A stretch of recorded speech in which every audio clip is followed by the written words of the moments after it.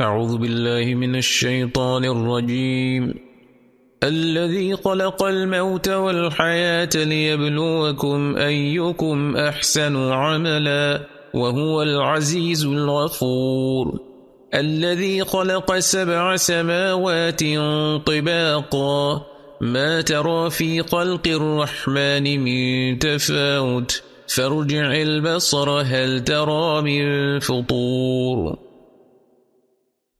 বিসমিল্লাহির রহমানির রহিম। প্রথম ভিডিওতে আমরা সূরা মুলকের প্রথম আয়াতটি দেখেছি, যেখানে আল্লাহ বলেন, সকল কল্যাণ ও বরকতের উৎস তিনি, যার হাতে মুলক বা রাজত্ব রয়েছে এবং সব কিছুর ওপর তিনিই সর্বশক্তিমান। আমরা বলেছি যে সূরাটিকে 6টি অংশে ভাগ করা যায়। 1 থেকে 5 নম্বর আয়াত মিলে প্রথম অংশ, যার কেন্দ্রীয় বাণী হল যে আল্লাহ সম্পূর্ণরূপে সব কিছুকে নিয়ন্ত্রণ করছেন। দ্বিতীয় আয়াতে আল্লাহ তাআলা বলেন, আল্লাযী খালাকাল মাউতা ওয়াল হায়াতা লিয়াবলুয়াকুম আইয়ুকুম আহসানু আমালা ওয়া হুয়াল আজিজুল গফুর, যিনি মৃত্যু ও জীবন সৃষ্টি করেছেন কাজের দিক থেকে তোমাদের মধ্যে কে উত্তম তা পরীক্ষা করে দেখার জন্যে। আল্লাহ যখন তাবারকা শব্দ দিয়ে তার বক্তব্য শুরু করেন, যা অনুবাদ করে বলা যেতে পারে তিনিই সকল বরকতের উৎস, তখন শ্রোতার মনে কৌতূহল সৃষ্টি হয়, কে সেই সত্তা যিনি সকল বরকতের উৎস? তখন আল্লাহ তাআলা মূলত 3টি বাক্যে এর উত্তর দেন। 1, আল্লাযী বিয়াদিহিল মুলকু ওয়া হুয়া আলা কুল্লি শাইইন কাদির, যার হাতে মুলক এবং যিনি সব কিছুর উপর সর্বশক্তিমান। 2, আল্লাযী খালাকাল মাউতা ওয়াল হায়াতা লিয়াবলুয়াকুম আইয়ুকুম আহসানু আমালা ওয়া হুয়াল আজিজুল গফুর, যিনি মৃত্যু ও জীবন সৃষ্টি করেছেন কাজের দিক দিয়ে তোমাদের মধ্যে কে উত্তম তা পরীক্ষা করে দেখার জন্য। এবং 3, আল্লাযী খালাকা 7 সামাওয়াতিন তিবাকা, যিনি স্তরে স্তরে 7টি আসমান তৈরি করেছেন। দ্বিতীয় আয়াতে আল্লাহ আগে মৃত্যু এবং পরে জীবন সৃষ্টির কথা উল্লেখ করেছেন, কারণ আমাদের অস্তিত্বের যাত্রা এই ধারাবাহিকতাই অনুসরণ করে। সূরা বাকারাতে আল্লাহ তাআলা বলেন, কাইফা তাকফুরুনা বিল্লাহি ওয়া কুনতুম আমওয়াতান ফাআহইয়াকুম, তোমরা আল্লাহকে কিভাবে অস্বীকার করছো অথচ তোমরা ছিলে মৃত, অতঃপর তিনি তোমাদেরকে জীবন্ত করেছেন। সুম্মা ইউমিতুকুম সুম্মা ইউহয়িকুম সুম্মা ইলাইহি তুরজাউন, আবার তোমাদের মৃত্যু ঘটাবেন, তারপর আবার জীবিত করবেন, তারপর তার দিকেই তোমরা ফিরে যাবে। মৃত্যুকে আগে উল্লেখ করার ফলে আমরা জীবনের এই অনস্বীকার্য সত্যকে স্মরণ করতে পারি। আমরা দুনিয়ার জীবনযাপনে এতটাই নিমগ্ন হয়ে পড়ি যে মৃত্যু আমাদের অবচেতন মনে দূরের কোনো বিষয় হয়ে ওঠে, যা নিয়ে প্রতিনিয়ত চিন্তা করার প্রয়োজন নেই।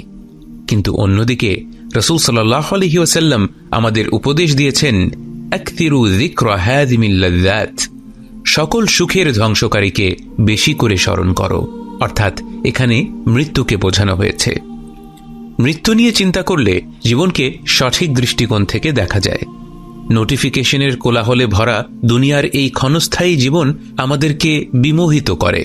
মৃত্যু চিন্তা আমাদের সেই মোহ কাটিয়ে উঠতে এবং জীবনের উদ্দেশ্য খুঁজতে সাহায্য করে।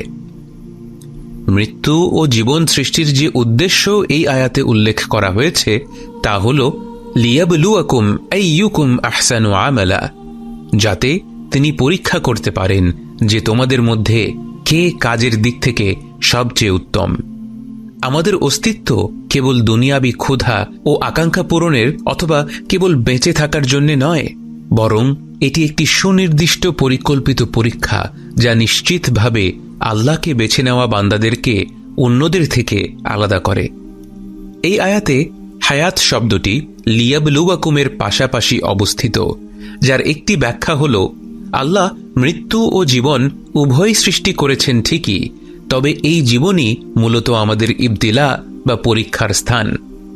যদিও মৃত্যুও আমাদের জন্য এক ধরনের পরীক্ষা, যেমন প্রিয়জনদের মৃত্যুর সময় ধৈর্যের পরীক্ষা, কিন্তু মানুষের মূল পরীক্ষা হল জীবনের পরীক্ষা। বালেগ হওয়া থেকে মৃত্যু পর্যন্ত আমাদেরকে একের পর এক সিদ্ধান্তের দ্বারপ্রান্তে দাঁড় করানো হয়। আমরা কোন বিকল্পটি বেছে নেই, এটাই জীবনের পরীক্ষা। মানুষ কিভাবে তার সিদ্ধান্তগুলো নেয় সেটাই নির্ধারণ করে সে প্রকৃতরূপে ঈমান এনেছে কিনা। অনেকে এই দুনিয়ার জীবনকে দুঃখ ও কষ্টের আবাস মনে করে, কিন্তু ঈমানদার এই জীবনকে কৃতজ্ঞতা প্রকাশের একটি সুযোগ হিসেবে দেখে, এবং এই কৃতজ্ঞতা প্রকাশের সর্বোত্তম উপায় হল সুন্দরতম আমলগুলো আল্লাহর কাছে পেশ করা।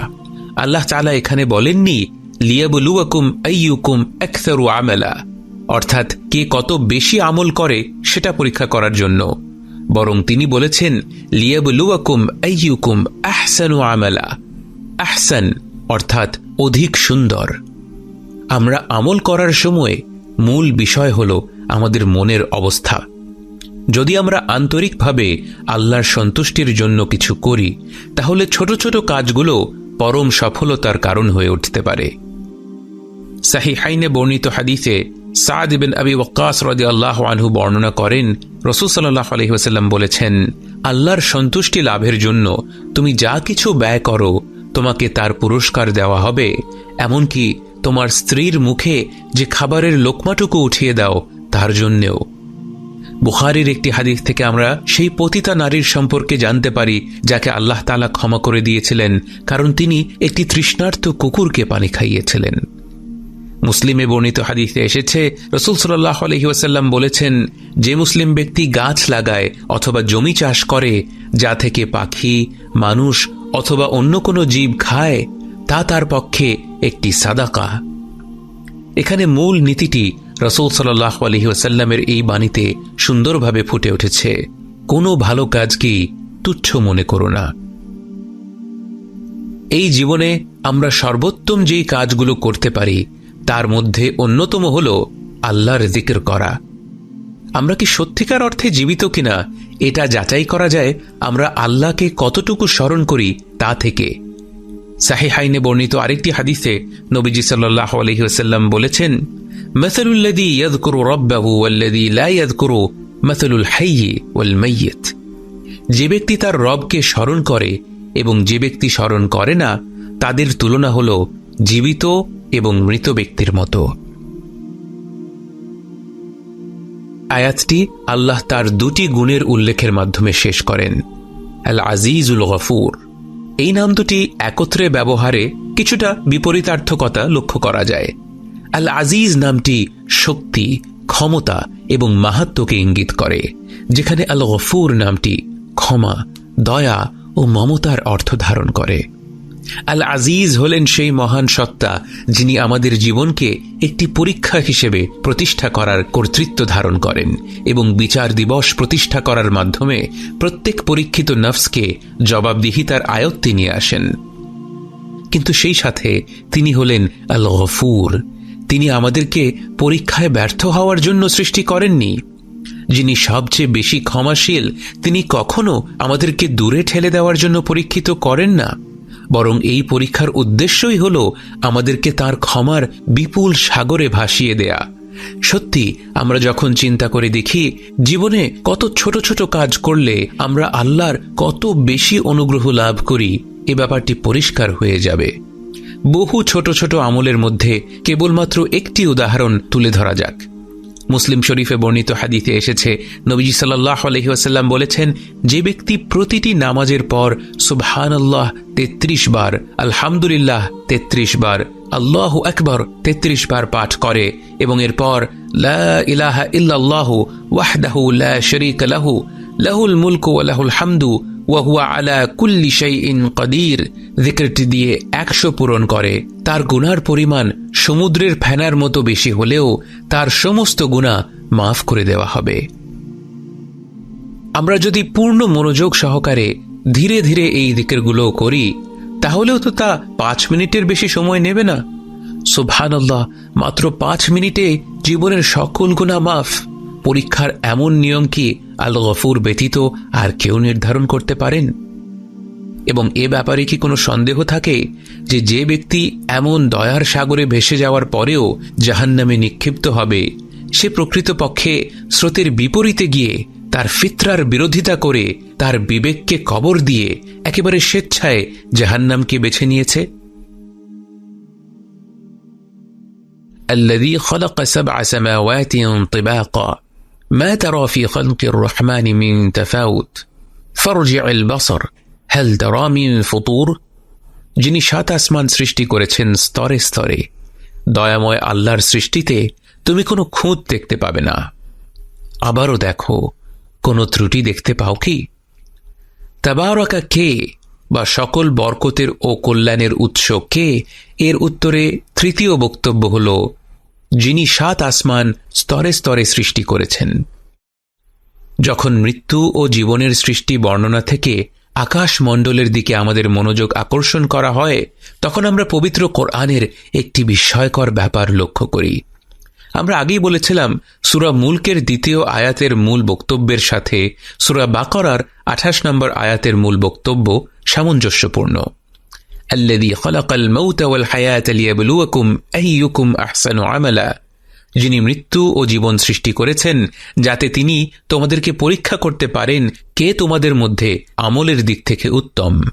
এবং সূরা বাকারার 28 নম্বর আয়াতে এসেছে, কাইফা তাকফুরুনা বিল্লাহি ওয়া কুনতুম আমওয়াতান ফাআহইয়াকুম সুম্মা ইউমীতুকুম সুম্মা ইউহয়ীকুম সুম্মা ইলাইহি তুরজাউন। কিভাবে তোমরা আল্লাহর সাথে কুফরি করছো অথচ তোমরা ছিলে মৃত, অতঃপর তিনি তোমাদেরকে জীবিত করেছেন এবং তিনি তোমাদেরকে মৃত্যু দেবেন, অতঃপর জীবিত করবেন, এরপর তাঁরই নিকট তোমাদেরকে ফিরিয়ে নেওয়া হবে।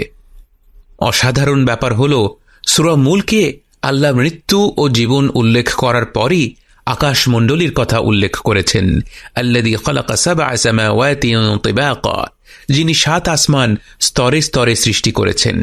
আবার সূরা বাকারাতেও 28 নম্বর আয়াতে মানুষের মৃত ও জীবিত অবস্থান উল্লেখ করার পরের আয়াতেই আল্লাহ তাআলা আসমানসমূহের কথা উল্লেখ করেন। হুয়াল্লাযী খালাকা লাকুম মা ফিল আরদি জামিআন সুম্মা ইসতাওয়া ইলাস সামা ফাসাওয়াহুন্না সাবআ সামাওয়াত ওয়া হুয়া বিকুল্লি শাইইন আলীম। পৃথিবীর সব কিছু তিনি তোমাদের জন্য সৃষ্টি করেছেন, তারপর তিনি আকাশের দিকে মনোসংযোগ করেন এবং তাকে 7 আসমানে সুবিন্যস্ত করলেন। তিনি সকল বিষয়ে বিশেষভাবে অবহিত। সুবহানাল্লাহ। মৃত্যু, জীবন এবং 7 আসমান। পবিত্র কোরআনের 2টি পৃথক সূরায় কেন এই 2 বিষয়কে একই ধারাবাহিকতায় উল্লেখ করা হলো? এই ব্যাপারটি ভালোভাবে অনুধাবন করতে হলে আমাদেরকে তিবাকা শব্দটির ভাষাগত বিশ্লেষণ করতে হবে। তিবাকা শব্দটিকে সহজভাবে অনুবাদ করে বলা হয় স্তরে স্তরে। আরবিতে এই শব্দটি এবং তবাকা শব্দটি একই ধাতু বর্ণ থেকে এসেছে, যা হল ত, বা এবং কফ। তবাকা ক্রিয়াপদটি 2টি জিনিসের মধ্যে মিল, সামঞ্জস্য বা একে অপরের সাথে খাপ খাওয়ার অর্থ বহন করে। এটি 2টি জিনিসের মধ্যে সারিবদ্ধতা বা সামঞ্জস্যের সম্পর্ক তুলে ধরে। কিন্তু আবার তিবাক শব্দটি তবাক শব্দের বহুবচন রূপও হতে পারে, যার অর্থ হল স্তর বা ধাপ। এটি একটি বৃহত্তর সামগ্রিকের মধ্যে একটি স্বতন্ত্র স্তর বা খণ্ডকে ইঙ্গিত করে এবং এর মাধ্যমে আকাশমণ্ডল গঠনের একটি অনন্য বৈশিষ্ট্য তুলে ধরা হয়। আকাশের প্রতিটি স্তর একে অপরের সাথে নির্মলভাবে মিলে যায়। একটি আসমান থেকে অন্য আসমানের যে পরিবর্তন, তাতে কোনো অসংলগ্নতা নেই। তারপরও প্রতিটি আসমানই আকাশমণ্ডলীর একটি নির্দিষ্ট স্তর, যা অন্যান্য স্তর থেকে স্পষ্টভাবে পৃথক করা যায়। এই প্রসঙ্গে প্রবাহমান নদী সাগরে মিশে যাওয়াকে স্মরণ করা যায়। নদীর স্রোত নিরবচ্ছিন্নভাবে সাগরের বুকে প্রবেশ করে, তবুও সাগর ও নদী 2টি সম্পূর্ণ আলাদা জলরাশি, যা খুব সহজেই আলাদা করা যায়। সুবহানাল্লাহ। শুধুমাত্র একটি শব্দ তিবাকা, এর গভীরে লুকিয়ে আছে কি অপরূপ সব নিদর্শন। কিন্তু এ তো বোঝা গেল 7 আসমান সমূহের একে অপরের মাঝে মোহনীয় নৈপুণ্য। কিন্তু জীবন ও মৃত্যুর সাথে এই আসমান সমূহের সম্পর্ক কি? বলছি, তবে তার আগে একটা লম্বা শ্বাস নিন। রোজা ভেঙে থাকলে একটু পানি খেয়ে নিন, কারণ যা বলতে যাচ্ছি তা হয়তো জীবন ও বাস্তবতা সম্পর্কে আপনার দৃষ্টিভঙ্গিতে এক প্রকার ভূমিকম্প সৃষ্টি করবে এবং আপনার চূর্ণ বিচূর্ণ অন্তর পবিত্র কোরআনের অপার্থিব মহিমার কাছে স্বতঃস্ফূর্তভাবে নত হয়ে যাবে। ভেবে দেখুন, বহু স্তরে বিভক্ত 7 স্বর্গের মতোই প্রত্যেকটি রূহের যাত্রাও বিভিন্ন স্তরের সমন্বয়ে গঠিত। প্রতিটি রূহ প্রথমে আলামুল আরওয়াহ বা রূহদের জগতে অবস্থান করে। সেখান থেকে কোনো একটি নির্দিষ্ট সময়ে তাকে নিয়ে আসা হয় মাতৃগর্ভে। গর্ভে 9 মাস অতিবাহিত করার পর সে প্রবেশ করে পার্থিব জীবনে, যাকে আমরা দুনিয়ার জীবন বলি। এই দুনিয়াতে মৃত্যুর পর আরম্ভ হয় বারজাখের জীবন। বারজাখের জীবন শেষে আরম্ভ হয় কিয়ামতের জীবন। মৃত্যু, জীবন, আবার মৃত্যু, তারপর আবার জীবন। এভাবেই সুস্পষ্ট ধাপে ধাপে আমাদের জীবনধারা। 7 আসমানের স্তরগুলোর মতো আমাদের জীবনের ধাপগুলোর মাঝেও পারস্পরিক সামঞ্জস্য দেখা যায়। আমরা যখন জন্মগ্রহণ করি তখন মাতৃগর্ভ থেকে হুট করে উধাও হয়ে পৃথিবীর বুকে উপস্থিত হই না, বরং মাতৃগর্ভ থেকে এই জগতে আগমন একটি অবিচ্ছিন্ন প্রবাহমান প্রক্রিয়া। অথচ জীবনের এই দুটি অধ্যায়ের মাঝে রয়েছে সুস্পষ্ট সীমারেখা। মানুষ খুব নির্দিষ্ট করে লিখে রাখতে পারে একজন মানুষ ঠিক কত তারিখে কটার সময় এই দুনিয়ায় জন্মগ্রহণ করেছে। একইভাবে মৃত্যুর সময় মৃত্যুপথযাত্রী তার সামনে মৃত্যুর ফেরেশতাকে দেখতে পায় এবং তার সাথে হাজির হওয়া হাজারো ফেরেশতাদের। তাদের আগমন যেন বাড়িতে মেহমান বেড়াতে আসার মতোই স্বাভাবিক একটা ব্যাপার। অথচ যারা মৃত্যুপথযাত্রীর আশেপাশে আছেন তারা জানেন দুনিয়ার এই জীবন ছেড়ে যিনি চলে যাচ্ছেন তিনি আর কোনোদিনও ফিরে আসবেন না এই জগতে। কত সহজেই আমাদের রূহ জীবনের একটি স্তর থেকে পরের স্তরে পাড়ি জমায়, অথচ দুটি জগতের মাঝে রয়েছে দৃঢ় এক প্রাচীর যা শত চেষ্টা করলেও ভেদ করা যায় না। হায়াতুদ দুনিয়া বা দুনিয়ার এই জীবনে আমরা কেবলমাত্র অস্তিত্বের বর্তমানে এই স্তরটিকেই পর্যবেক্ষণ করতে পারি। অস্তিত্বের বাকি যেই স্তরগুলো রয়েছে তা দুনিয়ার জীবনে গায়েবের বিষয় হয়েই থাকে এবং এই হায়াতুদ দুনিয়া জুড়েই রয়েছে চিন্তাশীল ব্যক্তিদের জন্য অজস্র নিদর্শন। তেমনিভাবে হায়াতুদ দুনিয়াতে থাকাকালীন সময়ে আমরা শুধুমাত্র সবচেয়ে নিম্ন স্তরের আসমানকেই দেখতে পাই, যাকে বলা হয় সামাউদ দুনিয়া। 7 আসমানের বাকি সব আসমানগুলো আমাদের পর্যবেক্ষণ সীমানার বাইরের সৃষ্টি, অর্থাৎ এই জীবনে তা গায়েবের বিষয় এবং এই সামাউদ দুনিয়া জুড়েই রয়েছে চিন্তাশীল ব্যক্তিদের জন্য অজস্র নিদর্শন। মৃত্যু, জীবন ও 7 আসমানের কি বাকরুদ্ধ করে উপমা! পর্যবেক্ষণশীল বান্দাদের জন্য কি অসাধারণ অনুপ্রেরণা! আল্লাহু আকবার। পবিত্র কোরআনের এই আয়াত এবং পরের দুটি আয়াতের ব্যাখ্যা আমরা আমাদের পরবর্তী ভিডিওতে আলোচনা করব ইনশাআল্লাহ। তবে যাবার আগে আপনাদের জন্য একটি ছোট্ট প্রশ্ন। পবিত্র কোরআনে শুধুমাত্র একটি আয়াতেই তবাক শব্দটি সরাসরি ব্যবহৃত হয়েছে। বলতে পারবেন কি কোন সূরাতে শব্দটি এসেছে এবং কি অর্থে তা ব্যবহৃত হয়েছে?